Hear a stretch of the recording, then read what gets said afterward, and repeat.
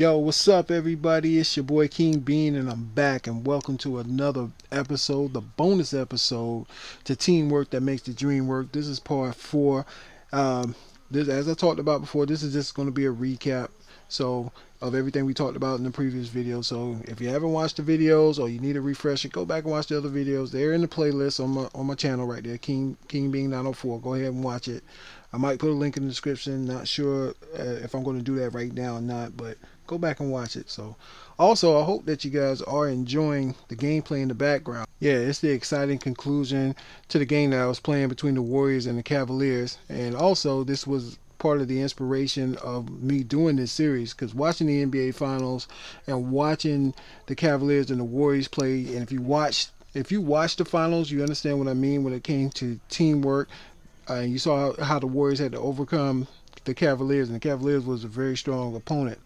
So now getting back to what I was talking about again, this is just going to be a recap of the series as I stated before. And basically, what I'm going to go back over again is building a quality team, the importance of that, also learning from your mistakes, and leadership and the qualities. Man, and I might go into some of the different types again to recap what I said. But if I don't go into different types of leadership, that's in video number 3. So you're welcome to go back and watch it. Now, as for any leader, if you want to achieve your goal, that he or she must have a quality team.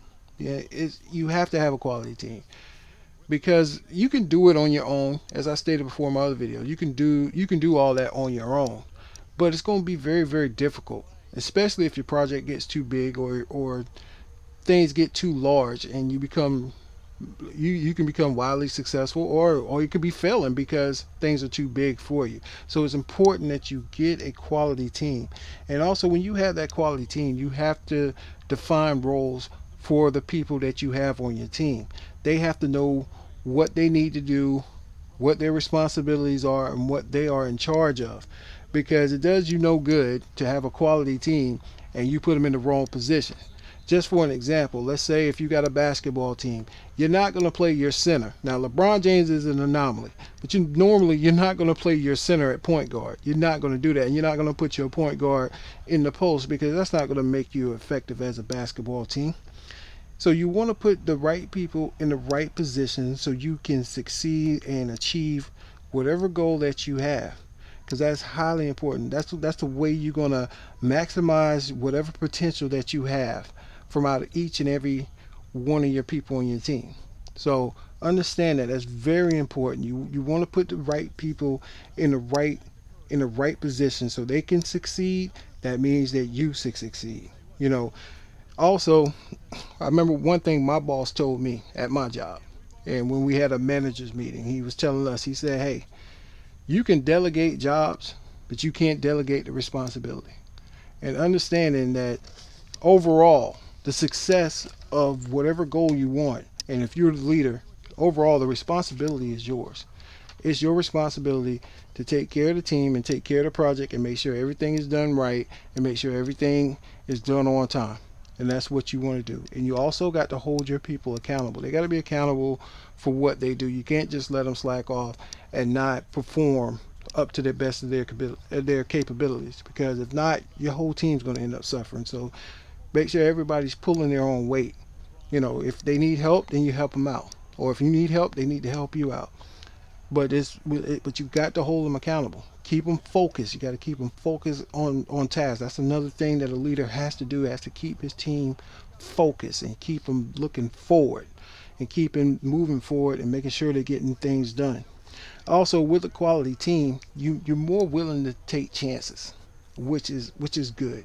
See, when you start taking chances, you're taking risks. Although you may fail at what you do, but you will have an opportunity to learn. So that's when you're going to be able to learn from your mistake. You always got to be constantly learning, no matter what. You just cannot stop learning. You must keep learning from that mistake so you can keep getting better and becoming more efficient. Not only becoming more efficient, you become more profound. You become, again, better, and also getting ever so close to reaching that goal that you set for yourself, or you set for your company, or you set for whatever you want to do in life. You you can do that by taking risks. Because if you don't risk nothing, sometimes or put yourself out there, you're never going to really get anywhere. And I'm learning that lesson now, really late in life, because I was always afraid of even trying. So this YouTube thing for me has been my coming out party, if I could say so myself. Or, it's been good for me to put myself out there. So I mean, now I haven't got any negative feedback yet. I know that's going to come. The more successful you get, you're going to get that. So hopefully, the more successful I get, I can learn what I need to do to get better. Also, I had a talk with one of my boys, Leon Madchild Taylor. All right, go check him out on his channel too. He's got his own record company. Guy I went to school with, and he talked to me on the phone, and he was telling me some of the same things what I'm telling you guys right now. Now, moving forward, don't forget that sometimes with your teams, you got to uplift them sometimes. Sometimes you got to come in there and uplift them. Sometimes you got to crack the whip. But usually, if you uplift them and get them to do what they need to do, they're gonna reciprocate that, because they're not gonna want to let you down. So they're gonna give you their best. So remember that with a quality team, you can lean on each other. You can lean on each other. You can help each other out, especially if something that you failed at, so it can help you in the future. You know, that can help you out a whole bunch in the future. Now, finally, I'm just going to give some of my personal thoughts on leadership. Now, as I stated before, I'm no expert. I am forever learning, and I'm learning new stuff every day, because I thought myself personally, by being a manager and just being a captain of a basketball team and head coaching, that I knew a lot about leadership. But again, I got a lot to learn, and I can't fully express or even teach to you the things that I would love to express and teach to you, because there are things that I just don't know yet. And you probably can get that better from somebody else on another channel or what have you. I'm not ashamed of saying that. But this might help somebody out who may be in the same boat as I am in, you know, and we both can learn from each other, because I'm going to continue to grow and I'm going to continue to learn. And I promise you that. That's for me. I promise myself that, you know. But one thing about being a leader is the fact that also you have a vision. You have that vision, and you can't express it. You can't really express it to people how you see it, or people may not even understand it. And you sit there and you're like, I don't get why you don't get what I'm talking about, or where I want to go, or where I want to take this. And they might look at you funny. And like I said before, sometimes you have the naysayers, and then also your friends and family. Man, they may not even be there in your corner. They may not even see you be able to do the stuff that you want to do. They may think that you're crazy, and you end up sitting in the same boat as they are, and doing the same thing, the same mundane things. You can be a worker drone, or you can be the king bee, or king bean in my instance. You know what I'm saying? So when those things come, when those naysayers come, and when those people say, I don't see what you're doing, I don't know why you're doing that, stop doing that. Just keep moving forward, man. Just keep moving forward. Keep your head down. Keep moving forward. They may not see it, but one day you'll be successful, and then they'll start seeing the fruits of your labor 3, maybe 5 years from now.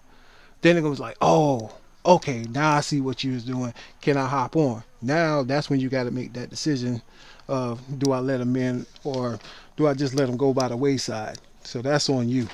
You know what I mean? So anyway, also being a leader means that you take on more responsibility. That does not mean you take on less responsibility. You have to take on more, especially if you want to be successful. That means sometimes it's going to be a lot of lonely days, a lot of lonely nights. It's going to be working long hours with no gratitude, you know, no appreciation. But you have to be willing to make that sacrifice, especially if you want to be successful. And as I read from some of the best leaders in the industry, like people like Les Brown, Robert Kiyosaki, and Zig Ziglar, and among others, leadership is also being a servant to your customers, to your consumer base, or to your employees. I know that sounds crazy. If you want to be an effective leader, you got to be a servant to them. Because the best way I can say it, to quote Zig Ziglar, he said, if you give people what they want, they will give you what you want. I know sometimes that may be a hard concept to understand or even to grasp, but realize, being a servant, sometimes you got to humble yourself, and just so you can serve the people, just so you can get what you need to get from them. I know that sounds like usury, but if you're doing it out of love and compassion, out of vision, or whatever goal that you have set, you're going to be able to achieve that. Then you're going to be having more people that be more willing to help you, to donate their time, maybe their efforts, maybe their expertise on things. When they see that you're working hard and you're willing to go the extra mile, you willing to go the extra mile for that person or for somebody. They see that, then the right people will come in your life to do the same thing for you, to help you move up and become better, and help you achieve that.